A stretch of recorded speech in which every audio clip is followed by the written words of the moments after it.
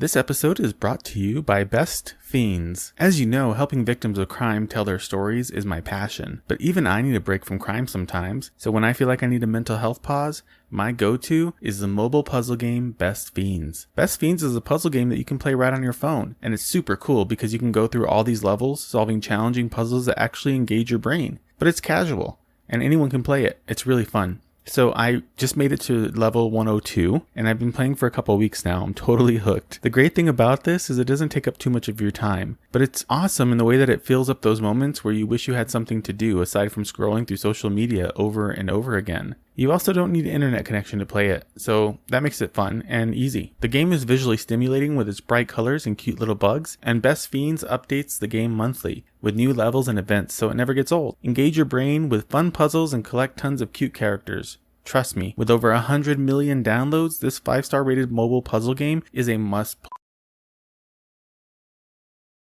Hey, I'm Andy. If you don't know me, it's probably because I'm not famous. But I did start a men's grooming company called Harry's. The idea for Harry's came out of a frustrating experience I had buying razor blades. Most brands were overpriced, overdesigned, and out of touch. At Harry's, our approach is simple. Here's our secret. We make sharp, durable blades and sell them at honest prices for as low as $2 each. We care about quality so much that we do some crazy things, like buy a world-class German blade factory. Obsessing over every detail means we're confident in offering a 100% quality guarantee. Millions of guys have already made the switch to Harry's, so thank you if you're one of them. And if you're not, we hope you give us a try with this special offer. Get a Harry starter set with a 5-blade razor, weighted handle, shave gel, and a travel cover, all for just $3 plus free shipping. Just go to harrys.com and enter 5,000 at checkout. That's harrys.com, code 5,000. Enjoy!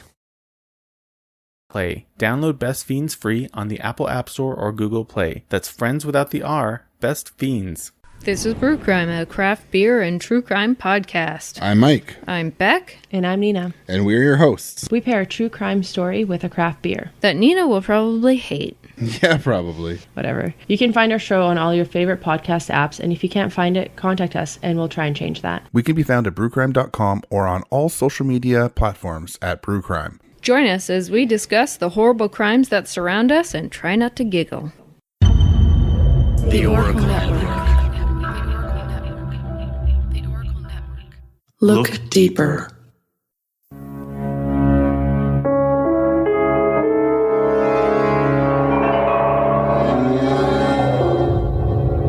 This is True Consequences, a true crime and mystery podcast with stories based in New Mexico in the American desert Southwest.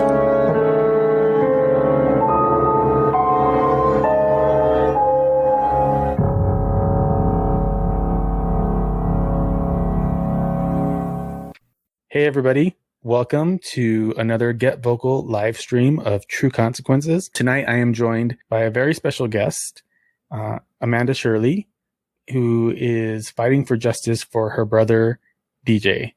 And I want to welcome you, Amanda, before we get any further, and thank you for being on the show tonight. Thank you for having me on. Absolutely. Okay, so let's go ahead and get started. Amanda, why don't you tell us a little bit about yourself and then maybe talk about DJ and who he was as a person and what he meant to you and your family, if you don't mind. Well, like you said, I'm DJ's sister. My name's Amanda Shirley. I've been fighting for DJ for 4 years now. Grew up in Georgia my whole life in the county that DJ was killed in. I got married when I was 18, moved as far away from that place as I could and moved to Alabama. So all of our friends and majority of our family were still from that area. Hence why DJ kept going back to that same county. But it's not about me. It's about DJ. So let's move on to DJ. Okay, sure. DJ was a 27-year-old father of 3. He had a set of identical twin girls when he was killed that were a year old and a little boy that was 2 years old. He had been married for 2 years. Growing up, he was a typical boy, like Teenage Mutant Ninja Turtles, Barney, Chucky, the movie, Child's Play. He was weird. He always liked the horror movies, and everything. He was a big prankster. He was always playing jokes on everybody and picking on everybody, aggravating everybody. It was never a dull moment with DJ around. And if you ever met him, you just opened up to him like you knew him your whole life. He could talk to you for hours about anything. And he was just, I know everybody says that when somebody dies, they light up a room. DJ lit up the room because his personality was just so out there that he never met a stranger. That's amazing. He sounds like a dynamic person. He was really great to be around. There was, like I said, there was never a dull moment. So I know you've been very open about DJ's struggles in his life and the issues and challenges that he faced. And I know that that's been kind of a bone of contention with people that have investigated this case and people that have tried to look into this case. Can you talk a little bit about that? Yeah, DJ had a addiction problem. I always say he had a drug problem, but I don't honestly, I mean, he did, but he didn't. You know how people have, they social drink. They only drink when they're out with friends or they go. DJ was like that with drugs. He was a social drug user. He would only use drugs when he would be around certain people. His wife would be in jail or, split up, and he would come home and stay for months at a time and never use the first drug, never want it, never talk about it. He didn't even have withdrawals from it. So I don't honestly, people would look at him and say he was a drug addict from his life, the issues that was going on at the time, but I don't really think he was a drug addict. But he smoked pot, which I don't think pot's a drug. But that's his dad died when he was 14. DJ was a big church goer. He was in church from the time he was 6, 7 years old up until the time my dad died, which was when DJ was 14. DJ actually got my dad in church. My dad was a Vietnam veteran and struggled with post-traumatic stress disorder and just a lot of number of problems from being in the war. And he was someone that you would never think would go to church. And DJ actually got him in church, got him saved and baptized. And so when my dad died of cancer when DJ was 14, DJ had some anger issues with God. And I get that, I can understand that. And he was at a very critical age, 14. That's a critical age for any boy or kid, at all. His dad wasn't there, and that's when a kid needs their parent the most, And so DJ started hanging out with the wrong people, and he started smoking pot, and he was actually being a typical teenager, but he just didn't have the father figure there to put him on the right path. Of course, we tried. DJ being DJ, he was hard-headed and stubborn. All of this boils down to that because of where DJ's body was found, where he was killed at, the location, the home, was a well-known drug house. Mm-hmm. They've all blew it off as, it's just another drug addict that committed suicide. No big deal. Yeah, I think that's a problem in law enforcement with people who struggle with drugs, with people who maybe in the sex work industry, they get brushed off as unimportant and kind of rejected and forgotten about. And really, I think it leaves out the human part of, DJ was a father, DJ was a brother, DJ was a son, DJ was important to so many people, no matter what struggles. Everybody has struggles in their lives, and they're all different. And no struggle is better than the other, and I really wish that would change because it's wrong. It's completely wrong. Yes. Everybody matters. I mean, it doesn't matter what your lifestyle is, what your choices are. Yeah, everybody makes bad decisions and bad choices. That doesn't give someone the right to be murdered and not get the justice. Even though that they're not here anymore, loved ones that are suffering unnecessarily because of the grief and everything that law enforcement and detectives and everyone's putting them through. Yeah. It's not fair. It's not fair to you. It's not fair to your family. So I mean, that's like like I said, he had a set of identical twins that were a year old and a little boy that was 2. The 2-year-old remembers DJ. The twins don't remember him. They remember him. Yeah, they remember what we tell them. Memories of, and stories about him. And, we have a couple of videos and we have several pictures. Oh God, we have so many pictures. But we'll show them a picture. If I pull up my photo album and I'll show them a picture and I'll tell them what we were doing this day, because we were a really close family. We always had family get-togethers, Halloween costume parties, big Thanksgiving dinners, Christmas gatherings. Every milestone or holiday, it was a family event. So the twins don't remember him personally, but the little boy, it's heartbreaking because he asked for his daddy. And he's even made a remark that he wished he could go to heaven to see his daddy. And it's just heartbreaking to see that little boy go through that. yeah, I mean, it's just not fair. It's not fair to any of you. And I'm so sorry that your family has to go through that. I wish there was something I could say to make it better, but there isn't. No, there's really not. isn't. But there's, what could you say? I mean, the pain, the suffering, the torture. And nothing anyone could say or do could make it better. It's just always going to be there. And my heart goes out to you and your family, honestly. Thank you. Let's talk a little bit about Brandy, because I know she's a big part of this. And I know that the whole story kind of revolves around her behavior and the things that were happening in DJ and Brandy's relationship. For those of you that are watching, Brandy was DJ's wife at the time. Can we talk a little bit about that situation and what led up to what happened?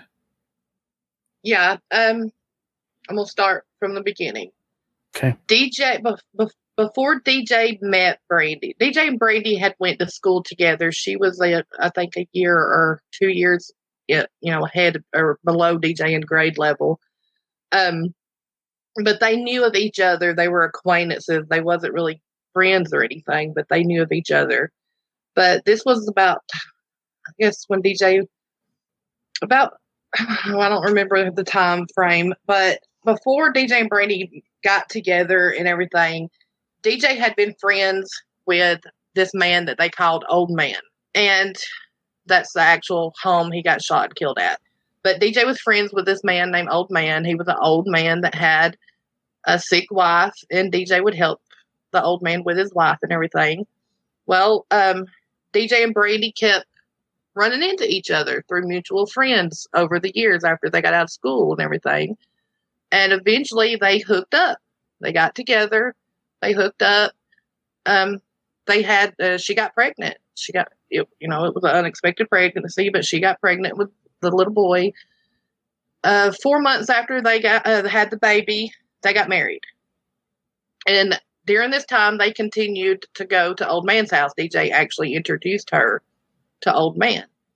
I'm going to say about a year and a half after they got married, we're going to call him Mike, the suspect. We will just call him Mike.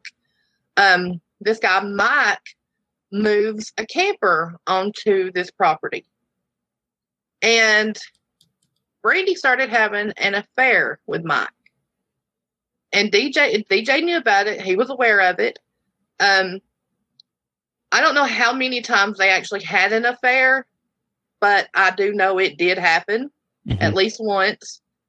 But Mike was keeping her in drugs more than he was anything. That's why I believe wholeheartedly that that's why Brandy continued to go back to him. But she would go to him. She would be with him for a couple of days. She would come back to DJ. DJ, they would come back home. A couple of weeks later, she would leave again. DJ would follow right after her. They would end back up at Old Man's. She would end up back with Mike. I mean, it was just it was like a routine. It was so predictable. We knew what was going on, what was going to happen. But DJ and Mike hated each other. Mike was obsessed with Brandy. He did not want DJ and Brandy talking whatsoever. Multiple conflicts, actual physical fights occurred between DJ and this guy the week leading up to his death. Physical altercations. He jumped DJ in the shower and put a knife to his throat. DJ was walking out of the trailer, and Mike was waiting on him to come out of the trailer with a ball bat. And when DJ come out of the trailer, he jumped him with the ball bat. This was just like 2 days before DJ was killed. So I mean, there was many fights, and physical altercations between them. And DJ hated him. I mean, of course, he's having an affair with your wife. You're not going to really care. And it pisses me off so bad to hear these interviews with Mike talking to law enforcement about how him and DJ were such good friends, that he loved DJ and he was trying to help DJ and Brandy. And it just makes me so mad, because I want to go through that screen and just strangle him, because he was supplying them with the drugs.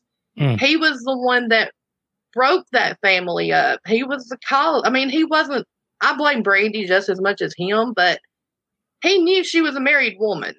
He could have said no and walked away. But it just makes me mad, hearing him say and he put words in DJ's mouth, and it just makes me so mad to hear these and watch those videos of the interviews, because I know how DJ felt about him. Yeah. Melissa said it's so infuriating. I agree with you, Melissa. I think it's frustrating. And do you feel like law enforcement believed him? No, they actually, the day of the shooting, it was nothing other than a suicide. I have the paperwork, everything stamped suicide. Even though they caught him in 3 lies that day while on the scene, it was still a suicide. But 3 weeks into the investigation, it was changed over to a possible homicide, and it was handed over to the DA as a homicide case. So, and my private investigator has talked to the detective that was over the case since, and he agrees it was not a suicide, and that was the whole reason he handed it over to the DA, was because they were ready to take it to court, but the DA refuses to present it to a grand jury. So we have a situation where Mike is obviously getting very involved in DJ's life and in Brandy's life. He's supplying them with drugs. He's also causing drama and chaos in that relationship and in their lives. You said that DJ didn't really, obviously didn't like him. For him to sit there and say that they were friends is crazy. So he's already held a knife to DJ's throat in the shower. He's already threatened him with a bat. So he's proven that he's violent. He's proven that he's capable of violence. He's proven that he's violent towards DJ. So what led up to the day that DJ was shot? Because it sounds like this is starting to escalate and get more intense. Well, he didn't just threaten him with the ball bat. Him and DJ actually physically fought out in the yard that day. DJ grabbed up a golf club and actually knocked Mike's tooth out. And Mike went into the trailer all bloodied up from his tooth getting knocked out, and made the remark to one of the people that were staying there that I'm going to kill him. And this was, like I said, two days before. The detectives interviewed that person during the investigation, and she told them that happened. And, she said, I know She said, I know for a fact that when he said that, he was talking about DJ. DJ had a huge bruise on his left shoulder the detective even says it in the investigation report, that would be consistent with a ball bat. It wasn't never documented on the autopsy, but it was there. Go ahead. Do you have a question? Well, I was just going to say, yeah, I didn't see that on the autopsy at all. Yeah, it's not documented on the autopsy. And you would think that an injury like that would be something that would be documented in an autopsy. Mm-hmm. That would be a big thing there, you know. There was a lot of things they usually do. Yeah. There was a lot of things that wasn't documented in the autopsy. A lot of things. But the day DJ got shot, Brandy and DJ woke up. They actually stayed in the camper with Mike that night. Matter of fact, DJ was killed on a Monday. Sunday, Brandy and DJ had got back together. They stayed in the camper with Mike that night. They got up that morning. They went up to the trailer to use the bathroom. So anyways, they got up. They went up to the trailer to get something to drink and use the bathroom. DJ asked. Mike followed. You know, later. He didn't go up there with them, but he was about 20, 30 minutes behind them. He comes up there, and DJ didn't have a cell phone. They didn't have a car. No ride, no nothing. DJ asked him if he could use his phone. Now, I don't know for sure what happened beforehand. I couldn't tell you. I wasn't there. I do know that DJ asked Brandy for something to drink, and she fixed him a glass of Kool-Aid, and it was apparently bitter because it was frozen, and it was like half thawed, half frozen, and it was bitter. And they had like this little argument spat about it, and he asked her for some sweet tea instead. And in the crime scene photos, there is a picture of frozen Kool-Aid and a glass of tea sitting next to it. So I assumed that's true. Right. You know, I mean, you've got a picture that documents it. So anyways, he asked Mike to use his phone. He starts texting my mom, and he tells her, first thing out of the very first text message is, "You've got to come get me now. I'm going to end up dead here." At the time, my mom was sick. She was, you know, she had a surgery scheduled the following week to have a pacemaker put in. She had a bad heart. They told her to stay away from stressful situations. So she told him, she's like, "DJ, I'm too sick to drive. What is it?" And he said, "My life depends on it."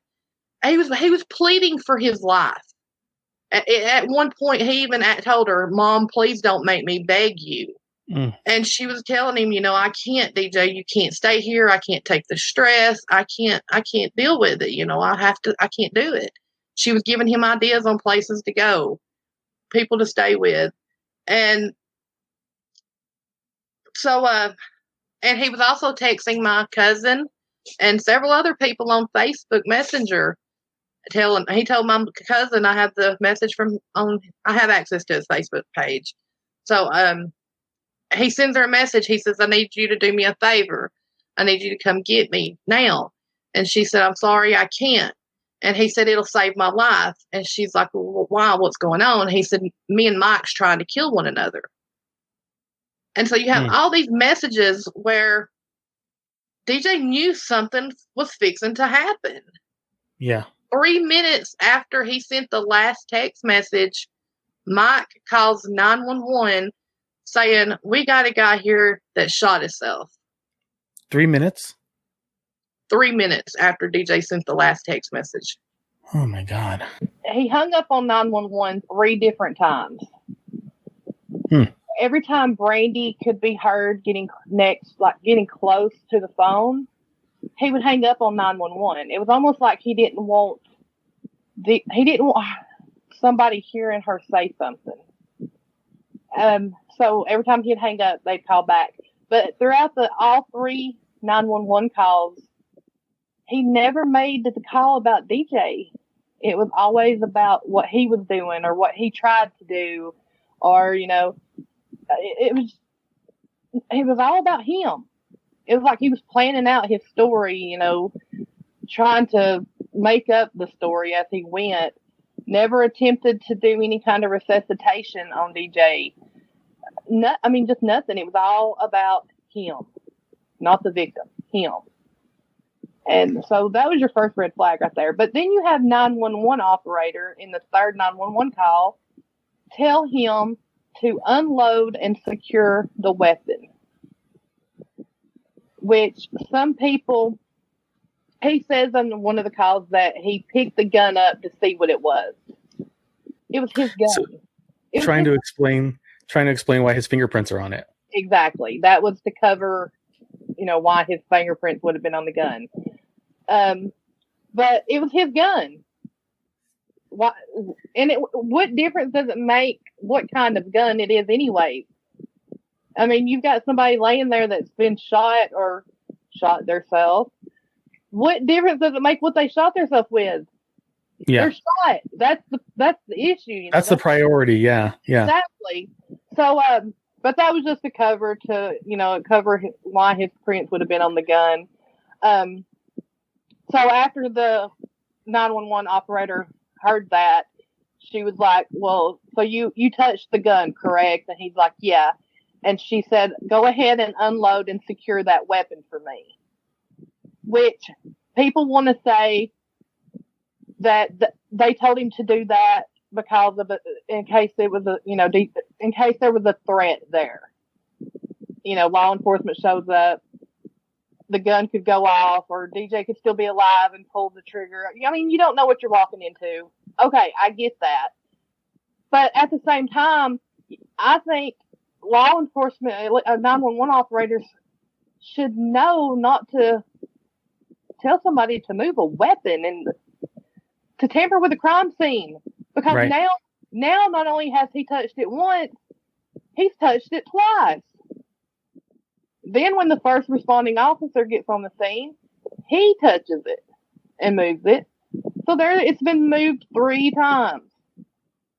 He touched it barehanded? I don't know. Okay. The way they handled the crime scene, I wouldn't be surprised, but I will give him credit that the first responding officer on the scene was the only one that actually did his job correctly, because he did go in and secure the home. He checked for signs of life, called out to DJ. And when EMT got on scene, he told them, don't touch anything. This could be a potential crime scene. So he already had suspicions. Yes. And I think the reason why he had suspicions is just from the shot itself. Because DJ, I mean, even if you're not, it doesn't matter right now at this moment, what I'm about to say, it doesn't matter what hand dominant he was. DJ was shot right here in the cheek, corner of the lip. They could tell by looking at the wound and seeing DJ that he was shot at a downward angle. It says front to back, left to right, and downward at a close range shot. That was before the autopsy was even done. Right. So even if it doesn't matter if you're right-handed or you're left-handed, either one, why are you going to shoot yourself at a downward angle if you're committing suicide?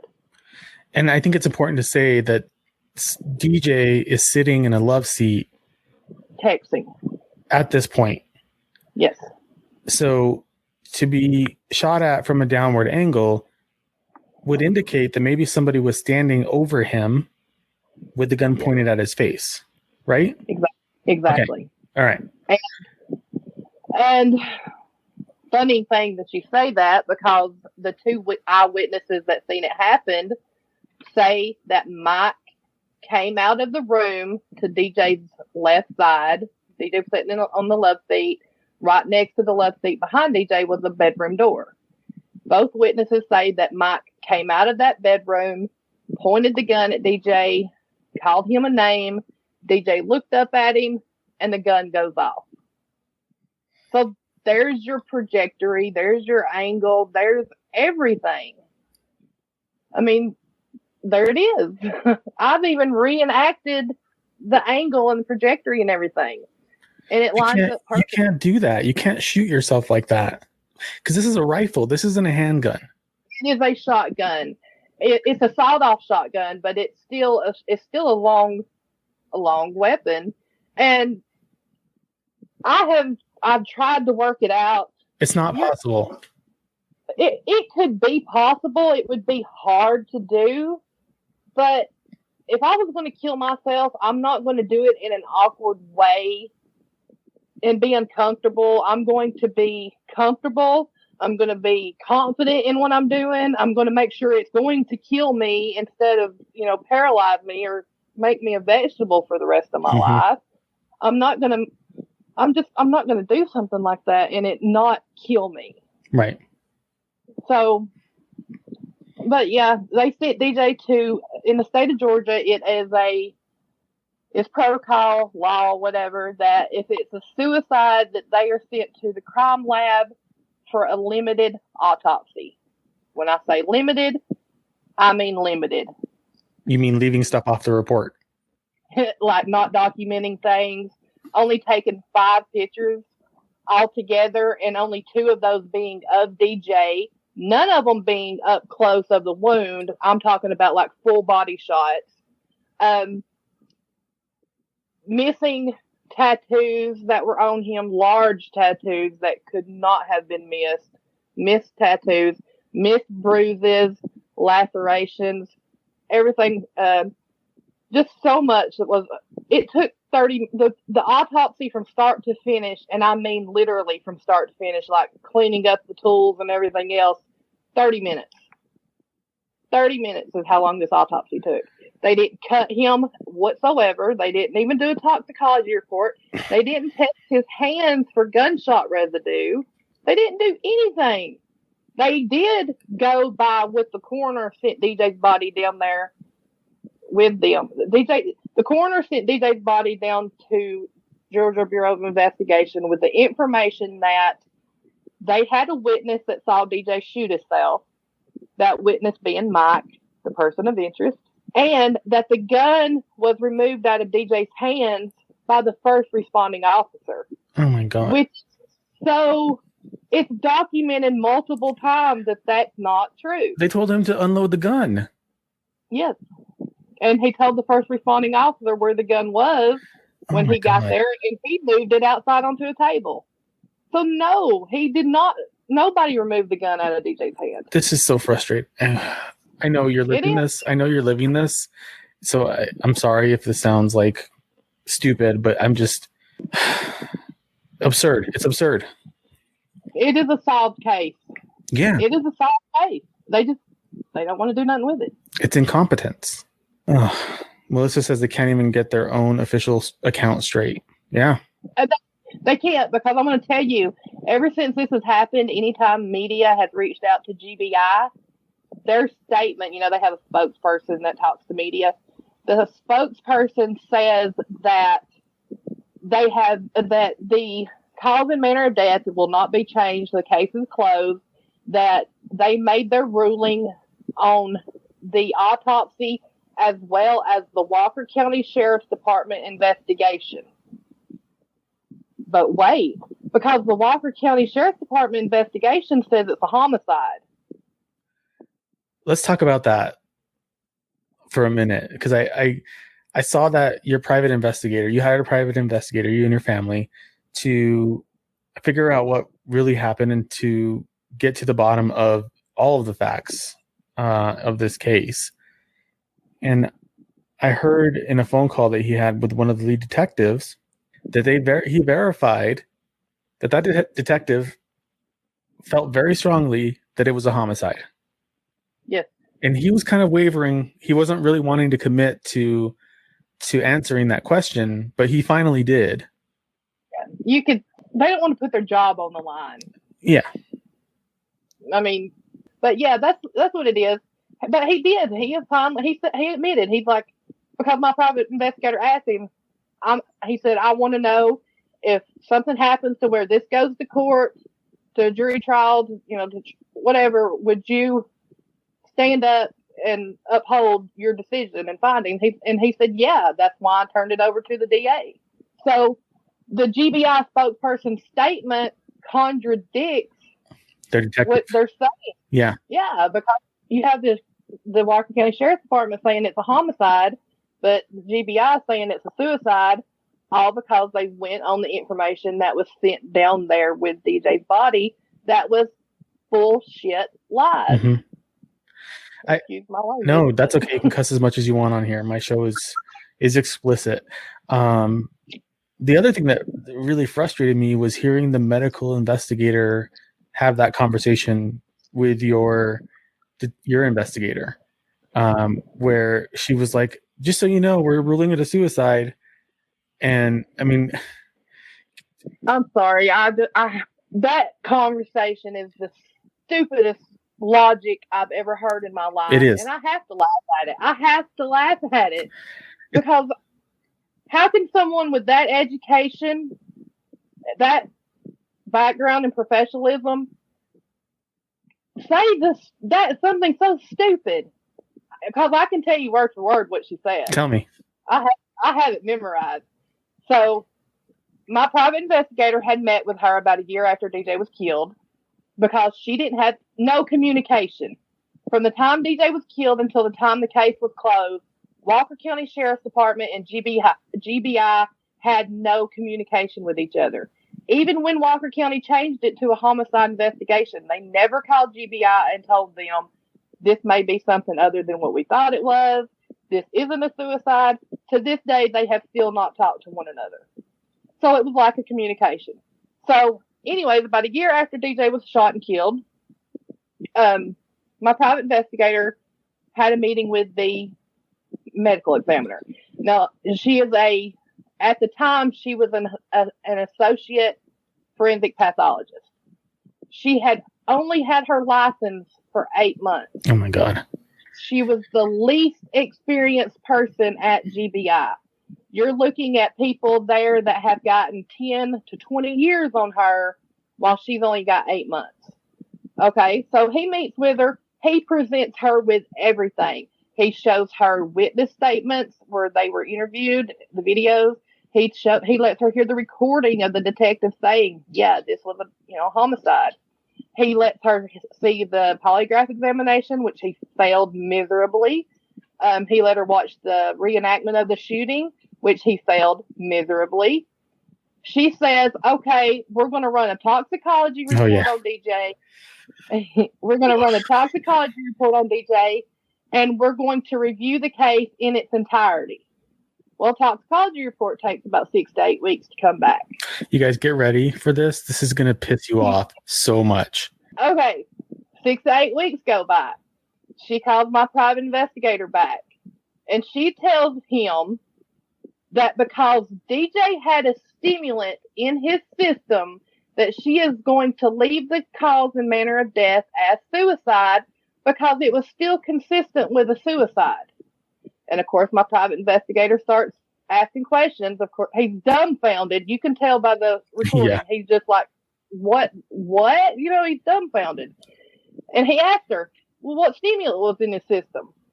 And she tells him methamphetamines was in his system. And he said, so let me get this straight. Because he had meth in his system, you're not going to change the manner of death. You still think it's consistent with suicide. And she said, yeah, because a stimulant makes you active and alert. And that there was no reason why he couldn't have defended himself. So just so everybody knows, if you're on meth or you're on any kind of stimulant, you're bulletproof and invincible. And if you die, it's your fault. Right. If somebody walks up to you and points a gun to your face and pulls the trigger, if you're on a stimulant, you're supposed to just be able to bounce that bullet right off your face. I'd like to know where she got her medical degree from. I have her background. You have her background. Matter of fact, yeah, I saw it. I also saw the raises. It was up north somewhere. And the positive reviews that she got. Yeah. It makes me ask a lot of questions in my mind. Like, who does she know? Yeah. Oh my God. Ugh. Amanda, I'm so... It's the stupidest logic and theory. And the only thing it is she's trying to make it a drug case. Mm-hmm. by saying that theory, that logic. She's trying to make it about drugs. This wasn't a drug-related death. He didn't die from suicide from an overdose. He wasn't drugged. Drugs have absolutely nothing to do with this case. Nothing. She's trying to make it drug-related. Yeah. And it's not. And that is the only theory that she could come up with to cover her ass. And then my private investigator gets into the question of did you do a gunshot residue on DJ? On his fingers, on his hands. And she said, no, it's not protocol, and we don't usually do it unless it's requested, and it wasn't requested.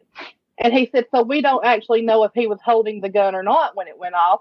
And she's like, well, that's when you would need to consult with a gunshot expert. He said, I am one. And he's like, which I am. Yeah.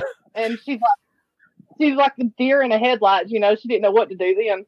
But yeah, I mean, she's an idiot. Mm-hmm. I will say it. Dr. Natasha Grande is an idiot. Yeah. She is. That's all I can say. She needs to go back to medical school from the beginning mm-hmm. and start all over. Absolutely. Or go do something else. Yeah, go be a vet. I don't know. I wouldn't even put animals through that. Go be a waitress. There you go. Yeah. God. Okay. So because of all of this, because of her and because of, GBI and everything, the case is officially closed. Manner of death listed as suicide. Yes. So what can we do? What can we do to help you? How can my listeners help you get justice for DJ? Because I mean, for me as an outsider, it's very obvious, right? And there's a lot of other episodes on other podcasts on Kendall Ray did an episode of this on YouTube. There's an ID channel piece on this case. It's clear. This is a huge miscarriage of justice. What can I do to help you? Just between Kendall Ray's video and the investigation discovery video, DJ's case has been viewed over 1 million times. Just on those two videos. On YouTube. That's not counting all the other platforms that they're on. I mean, like you said, you got Nancy Grace Crime Online covered it on an article. You've got the Nancy Grace podcast that covered it. You've got he's been on about 40 podcasts. And I'm not even got 30,000 signatures on his petition yet. It's been viewed 80,000 times, but I haven't even hit 30,000 signatures on his petition in 3 years. And I just feel like people are judgmental. They want to say, well, same thing that law enforcement is, you play stupid games, you win stupid prizes. No, that's not fair. That's not right. That's not fair to his kids. His kids deserve that piece of paper saying someone took their father away from them, not saying that he chose to end his life and leave his children. And so we have the petition. I don't know if it'll do any good. Sign the petition. Had a meeting with GBI director last week. I haven't released what was said or anything else. I'm still not going to release that yet. I will say that I'm just waiting to see what comes from that, if anything at all. And the reason I say that is because in the last 4 years, as I'm sure you know, you get a lot of broken promises and lies and everything else. So I'm not going to say what happened or what was said at that meeting. I will say that our main goal right now, because when I went into the meeting, I just had a feeling that he was just meeting with me to appease me, to say, oh, well, I met with them, blah, blah, blah. So that's what I went in there feeling. Still feel that way. Don't know for sure. Not going to say that's the case, but I still feel that way. So my main priority right now is we're trying to come up with the funds to hire our own independent forensic pathologist. Okay. So we have a GoFundMe and we have a PayPal pool, because I know a lot of people they're not keen on wanting to donate to GoFundMe because of all the fees that they charge and everything, I started the PayPal pool for those, for those people. Any amount, even if it's just $2 or $3, those two, if you have 100 people donate $2 or $3, that adds up. Yeah. I don't expect everyone to pay for this. I'm about $25,000 into this case, and I don't have the funds. I was funding DJ's case myself for the first 3 years. Last October, I got diagnosed with cancer. My medical bills from the surgery and the treatments have cut DJ's funding off completely. I can't even fund his case anymore. And I don't like to ask people for help. I'm a very independent person, but I need help. You do. And there's nothing wrong with asking for help, Amanda. And I'm hoping that my listeners will help you, because your family deserves justice. DJ's kids deserve justice. Please, even if it's $1, even if it's $2, please give whatever you can. There's no reason why this case shouldn't be closed in a positive way. There's no reason why this man who took DJ's life should be free. It's wrong. It doesn't matter what DJ's struggles were. None of that matters. This man is a murderer. He deserves to be in prison. I'm so sorry. My heart is completely broken for you. I hope that this helps. I really do. If you're listening to the recorded release that I'm going to do on my podcast, please go to the show notes. All of the links that you need will be there. $1 will go a long way. This is just for everyone fighting an injustice. This isn't entertainment. This is our lives. We live with this every day. We try to live with it every day. And don't just listen to these podcasts and, these YouTube crime shows. Step up and do something to help. If it's nothing but to share the case, get the word out there about it. That means the world to us, Yeah. But just anything. That's all we ask. Just listen to us. Don't just look at us as entertainment. Listen to us. Yeah. Take action. The reason people, it's not fun coming on to these shows and reliving the trauma and reliving the pain over and over again. It's awful. It's horrible. Yeah. We don't do this for, our health, because it takes a toll on us having to relive. It's not good for our health, honestly. No. And I'm a true believer that 90% of my health issues that have occurred since DJ was killed is from this. Yeah. But we don't stop. Nope, we can't. Because if we don't fight for them, nobody 100%. else will. Well, I really hope that this is helpful for you, and I hope that you see some positive momentum. I'm going to donate to this cause as well, because it's a worthy cause, and it needs to happen. So thanks again for listening to True Consequences. Follow us on social media, on Instagram and Facebook at True Consequences Pod, and on Twitter at True Cons Pod. True Consequences is hosted, written, and produced by me, your host, Eric Carter Landine. Thanks for listening, and stay safe, New Mexico.